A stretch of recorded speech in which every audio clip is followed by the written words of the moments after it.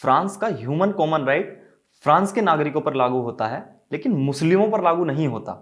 मुस्लिमों पर मुस्लिम Maliki right लागू होता है। अगर साल दर साल देखें तो 2022 में 13, 2021 में 3, 2020 में 2, 2019 में 0, 2017 से 18 में 6 इसी तरीके की हत्याएं की गई। तो 89 के बाद से फ्रांस के अंदर मुस्लिम आस्था के अभिव्यक्ति पर प्रतिबंध लगाया हुआ है। लेकिन असली दिक्कत तब शुरू हुई जब अरब दुनिया ने एक साथ 2020 के अंत में इस्लामोफोबिया पर एक अभियान शुरू किया, जिसमें फ्रांस के प्रोडक्ट्स का बड़े पैमाने पर बॉयकॉट किया गया।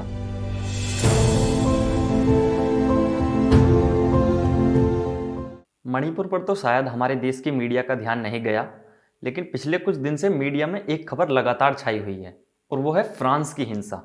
अब भले ही देश के अंदर चल रही हिंसा में हमारे देश की मीडिया का इंटरेस्ट हो या ना हो, लेकिन फ्रांस की हिंसा में नए नए एंगल दिखाकर टीआरपी लूटने में मीडिया बिल्कुल भी पीछे नहीं है। पिछले कई दिन से फ्रांस की हिंसा को नए नए तरीके से दिखाकर आधी हिंसा की मिस्ट्री तो भारत की मीडिया ने ही सोल्व कर दी। खैर, आज हम भी इसी मुद्दे पर बात करेंगे कि फ्रांस में अचानक से इतनी हिंसा कैसे भड़क गई कि राजधानी पेरिस में इमरजेंसी लगाने तक की नौबत आ गई, और फ्रांस में हमेशा से ही ऐसा क्यों होता आया है कि हर थोड़े थोड़े वक्त में फ्रांस के अंदर गृह युद्ध जैसे हालात पैदा हो जाते हैं। इस वीडियो में हम फ्रांस में अभी हो रही हिंसा के बारे में तो जानेंगे ही, साथ ही हम ये भी जानेंगे कि फ्रांस के अंदर वो ऐसी कौन सी वजह है कि अचानक से कोई भी छोटी घटना एकदम से इतनी बड़ी हिंसा बन जाती है। और ये भी देखेंगे कि फ्रांस की ऐसी कौन सी नीतियां हैं जिनको लेकर फ्रांस को हमेशा से ही परेशानियों का सामना करना पड़ता है। सबसे पहले हिंसा को समझने के लिए हम अभी हुई घटना को समझ लेते हैं, जिसने पूरे फ्रांस में हिंसा की चिंगारी लगाई, और ये चिंगारी देखते ही देखते पूरे फ्रांस को अपनी चपेट में ले रही है, और देश इमरजेंसी के मुहाने पर खड़ा है। इसकी शुरुआत हुई राजधानी पेरिस में एक 17 साल के नाइजीरियन मूल के एक लड़के की गोली मारकर हत्या करने से, जिसमें एक सीसीटीवी कैमरा में देखा गया कि 2 पुलिस वालों ने एक कार को रोका हुआ है, और जैसे ही वो कार आगे बढ़ने लगी, वैसे ही एक पुलिस वाले ने गोली चला दी, जिसके बाद वो कार आगे चलकर रुक गई, और उसमें बैठा ड्राइवर यानी 17 साल के लड़के नहेल एम की मौत हो गई। यहां नहेल के साथ में एम इसलिए बोल रहा हूं क्योंकि उस लड़के के नाम में प्रयोग इस एम का पूरा नाम अभी तक सामने नहीं आया है। इस घटना के बाद हम हिंसा की बात तो करेंगे ही, उससे पहले एक चीज जान लेते हैं कि किसी भी देश में ट्रैफिक पुलिस को गोली चलाने का अधिकार नहीं होता, लेकिन फ्रांस के अंदर ऐसा कौन सा कानून है जिसकी बदौलत उन पुलिस वालों ने किसी के ऑर्डर के बिना और बिना किसी सबूत या शक के उस लड़के पर गोली चला दी। क्योंकि सरेआम किसी टैक्सी ड्राइवर पर गोली चलाना ये कोई आम बात तो है नहीं। इसके लिए हमें फ्रांस के 2017 के पुलिस द्वारा फायर आर्म्स प्रयोग करने वाले कानून के बारे में जानना पड़ेगा, जिसमें 5 ऐसी स्थितियां बताई गई हैं जिनमें कोई भी पुलिस वाला गोली चला सकता है। और वो 5 स्थितियां हैं। नंबर 1, जब उनका जीवन या शारीरिक सुरक्षा या किसी अन्य व्यक्ति का जीवन खतरे में पड़ जाए। नंबर 2, जब किसी स्थान या उनके संरक्षण में मौजूद लोगों पर हमला होता है। नंबर 3, जब वे किसी ऐसे व्यक्ति को भागने से रोकने में असमर्थ हों जिससे उनके या अन्य लोगों के जीवन या शारीरिक सुरक्षा को खतरा हो। नंबर 4, जब वे किसी ऐसे वाहन को रोकने में असमर्थ हों जिसके चालक ने रुकने के आदेश की अनदेखी की हो और उसमें बैठे लोगों के जीवन या शारीरिक सुरक्षा या अन्य लोगों के जीवन को खतरा होने की संभावना हो। नंबर 5, यदि विश्वास करने का कारण है तो यह हत्या या हत्या के प्रयास को रोकेगा। अब नहेल को गोली मारने के पीछे भी पुलिस इस नियम के चौथे पॉइंट का सहारा ले रही है, और मिंट की एक रिपोर्ट के मुताबिक पुलिस के द्वारा जारी बयान में भी यही बताया गया है कि उन्होंने नहेल को ट्रैफिक चेक पॉइंट पर इस शक पर रोका था क्योंकि वो उनको उम्र में छोटा लग रहा था और उसके पास ड्राइविंग लाइसेंस नहीं होगा। और दूसरा कारण ये था कि नहेल उस वक्त जो गाड़ी चला रहा था वो पोलैंड के नंबर की थी, जिसके बाद जब पुलिस ने उसे रोकने की कोशिश की तो वो कार पुलिस वालों पर चढ़ाने के इरादे से कार लेकर भागने लगा, और इसलिए पुलिस ने उस पर गोली चला दी, जिसके बाद उसकी मौत हो गई। अब देखो, ये एक हत्या भले ही थी, लेकिन इस हत्या में वो कौन सा कारण था जिसकी वजह से इतनी बड़ी हिंसा फैल गई। पूरे पेरिस में लोगों ने आग तक लगा दी, और सरकार को पेरिस शहर में दंगों को कंट्रोल करने के लिए 45,000 पुलिस के जवान उतारने पड़े। इसके लिए हमें फ्रांस के इसी तरह के पिछले मामले देखने पड़ेंगे। न्यूज़ एजेंसी रॉयटर्स की एक रिपोर्ट के मुताबिक फ्रांस में ये पहली बार नहीं हुआ है जब ट्रैफिक नियमों का हवाला देकर फ्रांस में किसी की हत्या की गई है। इससे पहले अगर साल दर साल देखें तो 2022 में 13, 2021 में 3, 2020 में 2, 2019 में 0, 2017 से 18 में 6 इसी तरीके की हत्याएं की गई हैं। और दंगों का सबसे बड़ा कारण है कि इसी तरह की जितनी भी हत्याएं हुई हैं वो या तो काले लोगों की हुई हैं या अरेबिक मूल के नागरिकों की हुई हैं। और जिस नहेल की हाल ही में हत्या हुई है वो भी अरब मूल का निवासी है। अब ये तो वर्तमान की घटना है, लेकिन इससे पहले जो घटना हुई है उनका जिक्र करना भी जरूरी है, क्योंकि ऐसा तो हो नहीं सकता कि पहली बार कोई इस तरीके की घटना हुई हो और लोगों ने इतनी बड़ी हिंसा कर दी।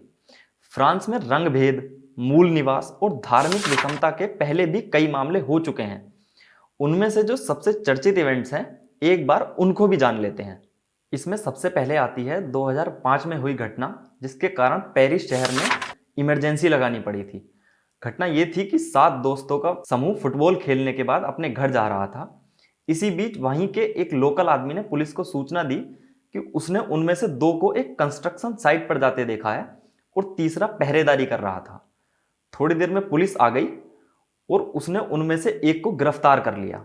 इसको देखने के बाद बाकी सारे वहां से भाग गए, जिसमें 3 दोस्त जिनके नाम जायद, बौना और मुहिद्दीन थे, जो भागते हुए एक पावर प्लांट में घुस गए और वहां जायद और बौना की करंट लगने से मौत हो गई। इसके अगले ही दिन दंगे भड़कने शुरू हो गए और ऊपर से फ्रांस के तत्कालीन प्रधानमंत्री और इंटीरियर मिनिस्टर ने अगले दिन मीडिया में बयान दिया कि जो लड़के मारे गए हैं वो चोर थे। इस बयान के बाद पूरे पेरिस शहर में दंगे बेकाबू हो गए और लोगों ने जो मिला उसी को आग के हवाले कर दिया। करीब 1400 से ज्यादा कारें जला दी गई। कुल मिलाकर 10,000 वाहन जलाए गए। 233 पब्लिक बिल्डिंग्स और 74 प्राइवेट बिल्डिंग्स जलाई गई, जिसके बाद हालातों पर काबू पाने के लिए प्रधानमंत्री ने स्टेट ऑफ इमरजेंसी डिक्लेयर कर दी। इसके बाद अगली घटना 2007 में हुई, जहां पुलिस ने एक मिनी बाइक को टक्कर मार दी और उसमें सवार मोहसिन और लरामी नाम के दोनों युवकों की मौत हो गई। उनकी मौत के बाद उनके घर वालों ने आरोप लगाया कि पुलिस ने दोनों को जानबूझकर मारा है, लेकिन पुलिस ने अपने बयान में कहा कि मोटरसाइकिल चोरी की थी और ये अनरजिस्टर्ड भी थी, जो सड़क पर चलने के लिए मान्य नहीं थी, और वो लोग तेज स्पीड में चला रहे थे और कोई प्रोटेक्शन गियर भी नहीं पहना हुआ था। इन घटनाओं के बाद अभी फिर से नहेल की मौत के बाद पूरे फ्रांस में दंगे भड़क गए हैं। लेकिन आपने एक चीज गौर की होगी, फ्रांस में जितने भी बड़े दंगे हुए हैं उनमें एक चीज जो कॉमन है वो है कि इस तरह की जितनी भी घटनाएं हुई हैं उनमें या तो लोग मुस्लिम थे या फ्रेंच ब्लैक थे। इसके लिए हमें वहां का थोड़ा सा इतिहास जानना पड़ेगा, जिसकी शुरुआत 1830 में हुई थी, जब अल्जीरिया एक उपनिवेश हुआ करता था। उपनिवेश होने के कारण वहां के संसाधनों को लूट लिया गया, जिसकी वजह से वहां के लोगों ने महानगरों की तरफ जाना शुरू कर दिया। अभी देखो, अल्जीरियाई लोगों के पास फ्रांसीसी नागरिकता तो है, लेकिन उनके पास फ्रांस के नागरिकों जितने अधिकार नहीं है। फ्रांस का ह्यूमन कॉमन राइट फ्रांस के नागरिकों पर लागू होता है, लेकिन मुस्लिमों पर लागू नहीं होता। मुस्लिमों पर मुस्लिम मलिकी राइट लागू होता है। इसके पीछे की वजह को हम देखेंगे तो हमें दिखेगा कि फ्रांस में मुस्लिमों को हीन या गैर की भावना से देखा जाता है, और ये आज से नहीं बहुत पहले से होता आया है। रिसर्चर विंसेंट गैसियर के अनुसार इंस्टीट्यूशनल इस्लामोफोबिया वास्तव में फ्रांस में मौजूद नहीं था, लेकिन स्टेट और चर्च के बीच अलगाव की फ्रांस की ऐतिहासिक परंपरा के माध्यम से धार्मिक विरोधी विचार विकसित हुए। लंबे समय से मुस्लिम समुदाय को उनके स्ट्रक्चर और व्यक्तित्व के लिए खतरा होने के कारण फ्रांस के आम लोगों द्वारा मुस्लिमों को बाहरी लोगों के रूप में देखा जाता है। और इसके पीछे फ्रांस के अंदर कुछ सालों में हुई आतंकवादी घटनाएं भी शामिल हैं। फ्रांस के अंदर 1979 से 2021 तक कुल 82 मुस्लिम आतंकवादी घटनाएं हो चुकी हैं, जिनमें 332 लोग मारे जा चुके हैं। इसमें कुछ बड़ी घटनाओं का हम जिक्र कर लेते हैं जिन्होंने फ्रांस में मुस्लिमों के लिए दिक्कतें खड़ी की हैं। उनमें सबसे पहले आती है 1980 में पेरिस शहर में हुई बॉम्बिंग, जिसमें 4 लोग मारे गए थे। 1982 में एम्बेजेक एक्सप्लोजन, जिसमें 5 लोग मारे गए थे। 1982 का ही ग्रेनेड अटैक, जिसमें 6 लोग मारे गए थे। 1983 का सूटकेस ब्लास्ट, जिसमें 8 लोग मारे गए थे। 1995 का पेरिस ट्रेन ब्लास्ट, जिसमें 8 लोग मारे गए थे। 2015 में अलकायदा द्वारा पेरिस शहर पर आतंकवादी हमला, जिसमें 14 लोग मारे गए थे। और 2015 में ही पेरिस और सेंट डेनिस में हुआ आतंकवादी हमला, जिसमें 130 से ज़्यादा लोगों की मौत हुई थी। इसके अलावा 2016 का नीस शहर पर हुआ आतंकवादी हमला जो Islamic state of Iraq and the Levant ने करवाया था, जिसमें 86 लोग मारे गए थे। अब ये सारी वो घटनाएं हैं जिनकी वजह से फ्रांस के अंदर मुस्लिम समाज को बाहरी समझा जाता है और उनके साथ डिस्क्रिमिनेशन किया जाता है। इसके अलावा फ्रांस के कुछ कानून भी ऐसे हैं जो दंगे होने का कारण बनते हैं, जिनमें सबसे खास जो है वो है 1989 के बाद से फ्रांस के अंदर मुस्लिम आस्था के अभिव्यक्ति पर प्रतिबंध लगाया हुआ है। फ्रांस में रहने वाले करीब 6 मिलियन मुस्लिमों में से करीब 42% अपने साथ भेदभाव महसूस करते हैं। इक्वल क्वालिफिकेशन के बाद भी नौकरी के कॉल बैक मिलने की संभावना मुस्लिमों के लिए क्रिश्चियनों के मुकाबले आधे से भी कम है। 2017 की एक स्टडी में पाया गया कि सिर्फ 39% फ्रांसीसी लोग मुस्लिमों के साथ रहने में कंपैटिबल हैं। इस सब के अलावा फ्रांस की लगभग 75 मस्जिदों की सरकार के द्वारा निगरानी की जाती है। इसके लिए फ्रांस की मौजूदा इमैनुअल मैक्रों की सरकार ने 2021 में एक बिल भी संसद में पेश किया था, जिसमें फ्रांस के अंदर मौजूद मस्जिदों, स्कूलों और स्पोर्ट्स क्लब्स पर निगरानी करने का अधिकार शामिल था और फ्रांस को रेडिकल इस्लामिज्म से बचाना और फ्रेंच वैल्यूज की रिस्पेक्ट करना शामिल था।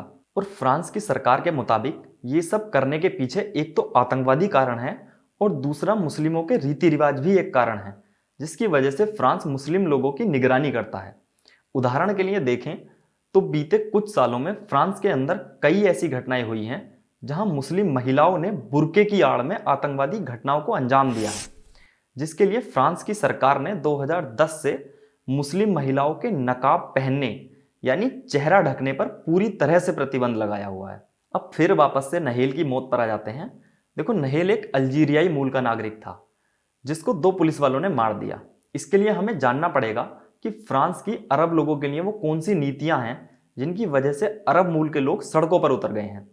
इसकी शुरुआत होती है 1958 में, जब फ्रांस के जनरल ने 5वें गणराज्य की शुरुआत की थी। इसके पहले चौथे गणराज्य के तहत एक ऐसी नीति अपनाई गई थी जिसमें अरब वर्ल्ड के लिए होस्टाइल माना गया था। इसके बाद जनरल डी गोल ने 1962 के एवियन समझौते के साथ अल्जीरियाई युद्ध को समाप्त कर दिया और अल्जीरिया एक आज़ाद मुल्क बन गया। इसके बाद 1973 के युद्ध के बाद फ्रांस और अरब के रिश्ते थोड़े मजबूत हुए और आर्थिक और रणनीतिक विकास हुआ। इसके बाद 1981 में चुनाव हुए और फ्रांस में फ्रैंकोइस मिटेरैंड नए राष्ट्रपति बने और उनके शासनकाल में फ्रांस और अरब दुनिया के संबंध बिगड़ने शुरू हो गए, क्योंकि मिटेरैंड फ्रांस के चौथे गणराज्य के तहत मंत्री थे और उन्हें इजराइल के बहुत करीब माना जाता था और इजराइल उस वक्त अरब दुनिया का कट्टर दुश्मन था। इसके बाद 1995 में फ्रांस में जैकस शिराक की सरकार आई।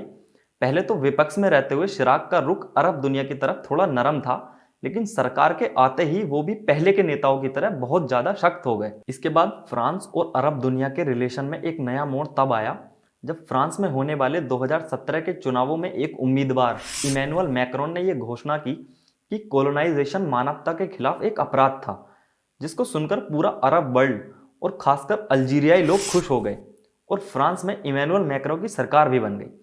लेकिन असली दिक्कत तब शुरू हुई जब अरब दुनिया ने एक साथ 2020 के अंत में इस्लामोफोबिया पर एक अभियान शुरू किया, जिसमें फ्रांस के प्रोडक्ट्स का बड़े पैमाने पर बॉयकॉट किया गया और इसके बाद से आज तक फ्रांस और अरब दुनिया के बीच संबंध कभी ठीक नहीं हो पाए हैं। अब फ्रांस अपनी स्वायत्तता को बनाए रखने और संस्कृति के सम्मान के लिए नई नीतियां बनाता है, जिसको फ्रांस में रहने वाले अरब मूल के नागरिक या तो अपने खिलाफ समझते हैं या अपने ऊपर थोपा जाना समझते हैं, जिसका वो खुलकर विरोध करते हैं। और यही विरोध फ्रांस के अंदर थोड़े थोड़े वक्त में हिंसा का रूप ले लेता है।